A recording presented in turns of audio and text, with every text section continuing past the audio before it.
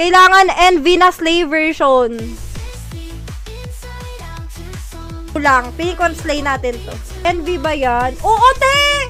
Grabe kayo, binabash na naman yung gawa ko. Okay, landed ma sa mga basher. Ay! Ang perfect! Ang ganda, te. Naka-VIP to. May ganyan ba? Saan nyo nakikita yung ganyan hanggang dito sa neck?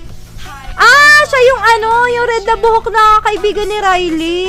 Literal na slinay, ate. Ang haba ng kuko niya. Ay, ang ganda! Ang ganda ng outfit ni Ensayet. Saan yung shorts? May ganun palang shorts. Ay! Kabog! Ano to? Disgust. Ang ganda naman ng belt niya. Saan nakukuha yung ganyang belt? Binibili ba? Ay!